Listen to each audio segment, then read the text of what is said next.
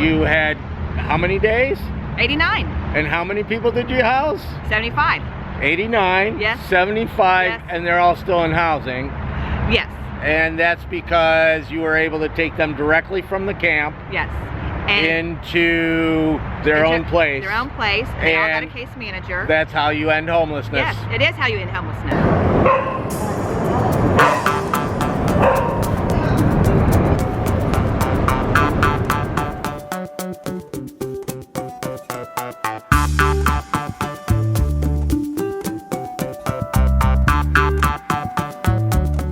Uh-oh, what am I doing here? It's too early in the morning.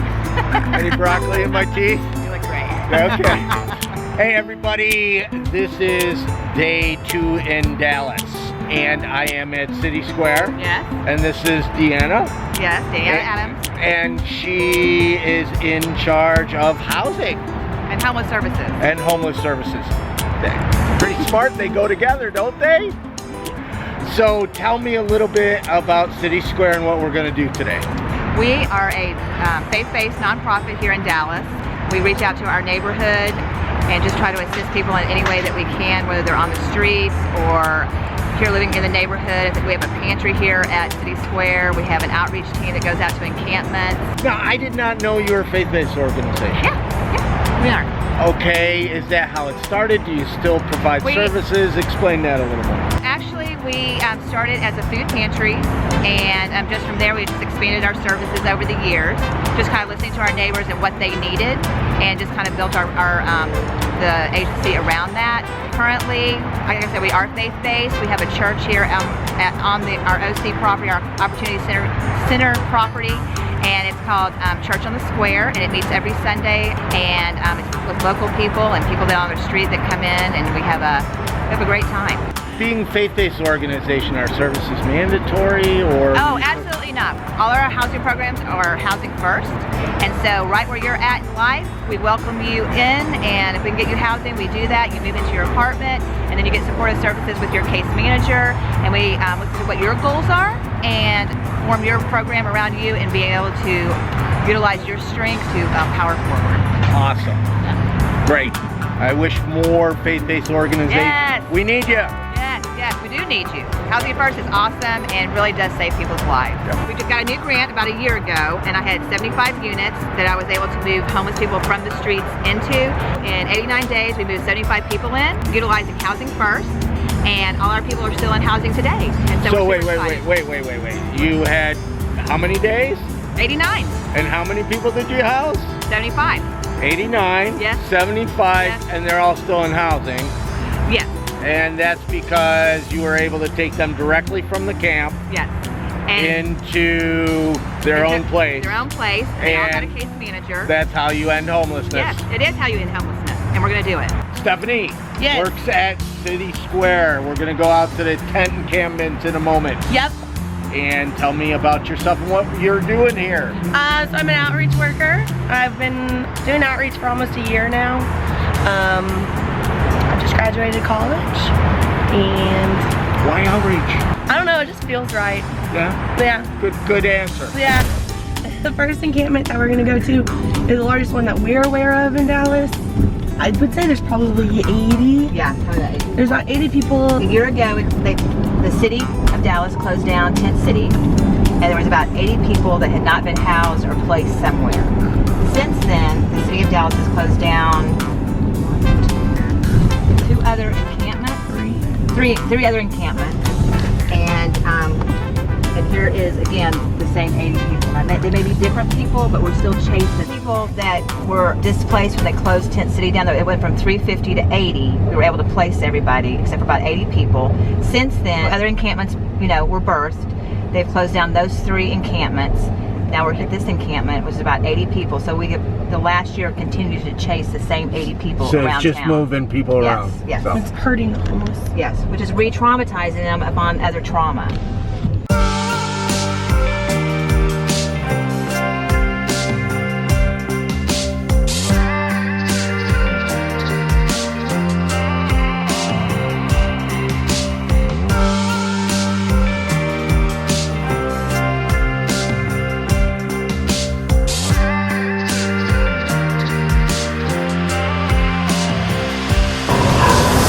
imagine this is America. 80 people living under here.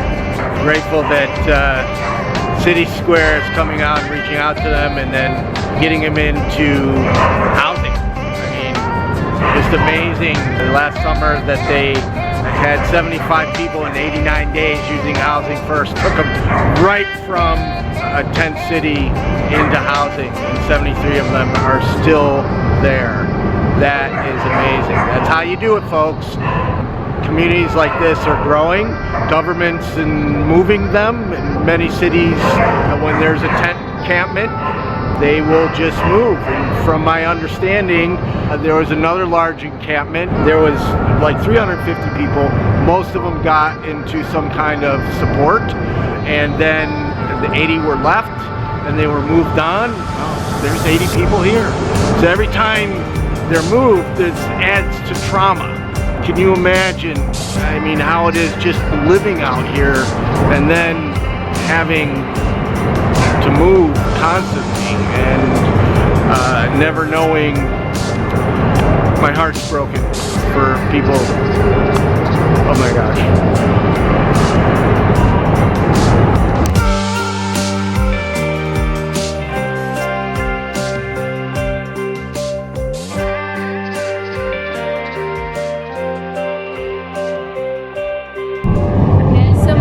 Homeless. He's been off and on homeless since he was about 18, and that's where I guess I first got my experience with the homeless community. And he suffers from mental illness. He's been diagnosed with bipolar and schizophrenia. I don't know if the schizophrenia diagnosis is accurate because he also has a multitude of drug problems, and I think that brings out schizoaffective behavior. But he frequently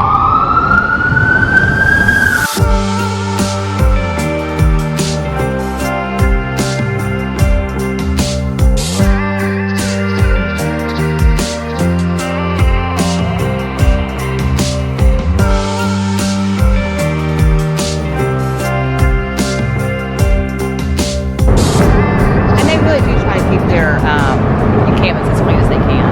But if you don't have somewhere to put your trash, then that's a problem. What kind of people are here?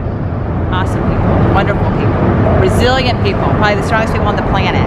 Full of strengths, and we just try to surround them and help them activate those strengths to move forward in life. I come walking up, and Deanna now, and I thought I was number one, but... This is my number one friend. Oh my gosh, how long have you been out here? Too long. Yeah, way too long. Way too long. I just talked to Stephanie back there. She didn't want to go on camera. She's been here since Christmas. She was trying to build a door so that she could have some security. She told me her stuff keeps getting stolen.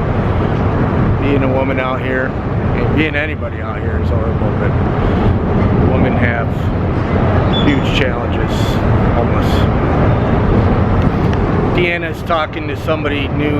He's been here just a couple of weeks. My heart is really broken this morning.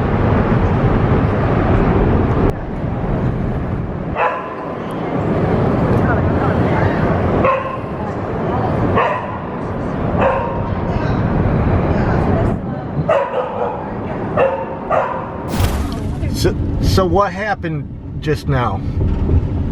With Yeah. Oh, like what we just did? Yeah. Oh. You guys are so sharp. Well, we just kind of engaged with our neighbors, hung out with them for a minute, kind of caught up with where they're at and what they need. Hopefully brought them a little sunshine, happiness, and friendship. We're working with people that don't always engage services for whatever reasons, and so we want to bring all the services that we can to assist our neighbors and begin moving forward in their lives, whatever their endeavors may be. We just drove a few blocks and visiting another tent encampment in Dallas, and CitySquare staff says they're here recently, and right when they arrived there was a drive-by shooting.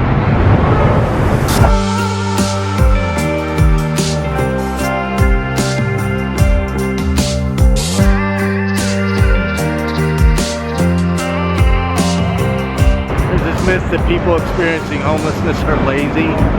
Homelessness is hard work, and homeless people really try to keep some semblance of dignity while they're out here. Living under a bridge in Dallas in a tent community without bathrooms, water, that's tough. So it's, you know, amazing they keep this place clean. We just ran into Randolph, and his brother lives here, so he comes and helps clean up. Homelessness is hard, and there's this myth that homeless people are lazy, and they're not. And in this tent community, they're working to keep it as clean as possible. Part of my challenge in vlogging is I will never record video without somebody's permission. So I really would like to tell so much more of these stories. Walking in, I can't roll tape until I talk to people and make sure it's okay. It's just a respect issue. But I'm going to continue vlogging and figure out a way of a format that can really be informative, and you guys will enjoy and support.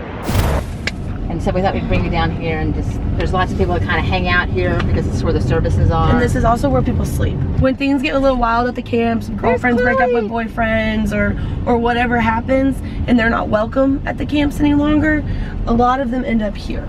They sleeping outside on the streets? They sleep on the concrete right out here. Yeah, right out here. And then they go inside the stew pot during the day.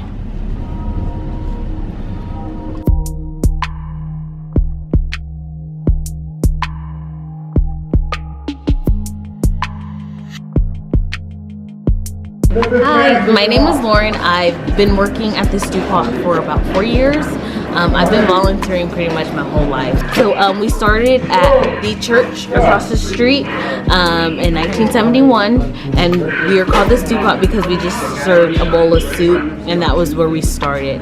Then in 1999, one of the church members across the street, they bought this building for the community ministries and for the stew pot, and so therefore we moved over here and expanded our services. Our main service that we provide is IDs and birth certificates for our clients. That way that because in the city of Dallas you must have a photo ID with you at all times, just in case an officer stops you. One of our clients, if they are trying to get housing, will provide the birth certificates. That's one of the things that most agencies ask for.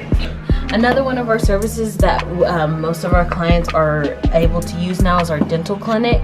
They've opened about 3 months ago. They're doing x-rays, fillings, but most of our clients of course need dentures, so that's what they are here for. Here is our Parkland Medical Clinic. On Mondays, the eye doctor and foot doctor is here. Most of our clients, of course, y'all know, is diabetic, so they have to take care of their feet. For the rest of the week, it is a regular medical doctor, and then on Tuesday afternoon, we have a transgender clinic. Oh, wait. You're a church and you have a transgender clinic? Well, oh! yes, they are part of Parkland Hospital. They pretty much do everything here. The only thing is prescription. They do not do prescriptions here. They will refer them out to someone else.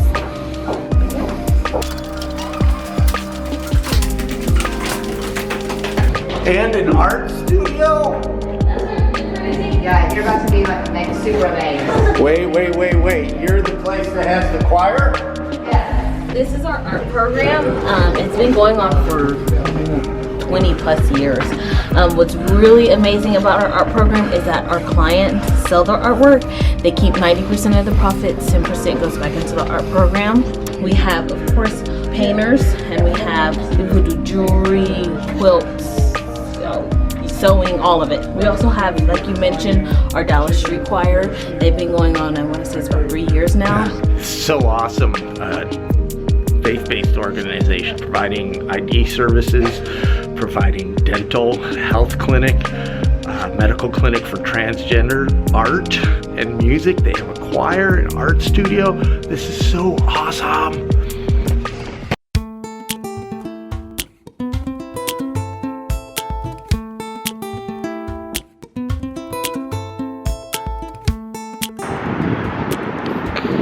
Now we're going over visiting the tiny cottages, they call them, across the street, which is part of the services they offer. Cool. So, I do that too. I know. So where are we going? Oh, we're going to the cottages. And so what- these are the tiny homes that CitySquare has built. They are the first of their kind in the nation, I believe, with the concept of this community here with permanent housing. So I'm gonna show you guys around. Cool. So right now we have about 50 cottages. They are at capacity. It's a collaboration between the City of Dallas, CitySquare, mental health services, substance abuse services. The people who live here are the highest utilizers of the city's money. So the people that are using services, accessing services the most, costing The city the most money Right. are the ones who costing the taxpayers the most money. who qualify for You took this. 50 of them off the streets and put them in the tiny cottages. Yep. Awesome. And they opened Thanksgiving week, so November. Yeah. And they've stayed at 100% capacity. So right here is the mail center. Okay.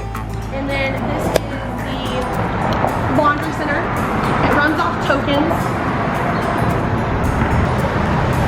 This is where people have to sign in and out. If they're gonna have guests over, they have to be checked in.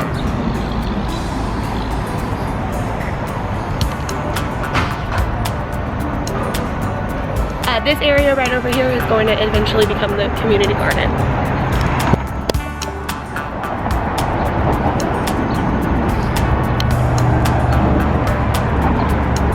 There's parking for whenever our neighbors get vehicles all around the sides over here. Okay. As many of you know, I am not a big fan of the tiny home community. Well, let me start this again. Please let me start this again. As many of you know, I'm not a big fan of tiny homes because so often people are more focused on putting people in a box than providing community and support.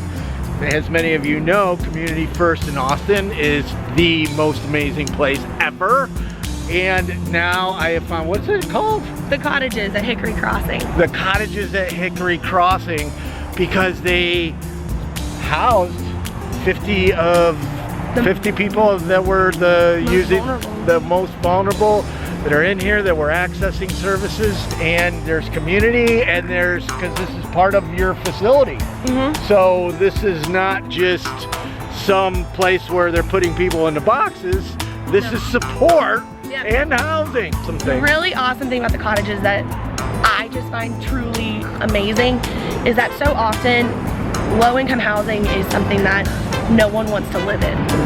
It's infested with bugs, it's in a terrible part of town, it's in a food desert, it is surrounded by poverty. These tiny homes are fabulous, and I wish we had one we could Fabulous. They're just so fabulous. They're fabulous. They come with Tupperware. Yeah. When you move in, Tupperware. they have Tupperware. Where do you move in that has Tupperware? Ah, No, awesome. so these are places that No, I know. We People would be proud just to did live an in. online campaign to get a bed for a formerly homeless person who's a friend that was sleeping on the floor. So getting Tupperware, that's amazing, because you got to make a place a home. absolutely. What a wonderful day learning about CitySquare and then Stew Pot, meet some new friends. As I grow in video blogging, I need your help in the comments. Please let me know what you like, what you dislike, what you want to see more of. Please like this video, please subscribe, and we need your help on Patreon to keep this work going. These stories are important, and without your help, there is no invisible people. So, thanks everybody.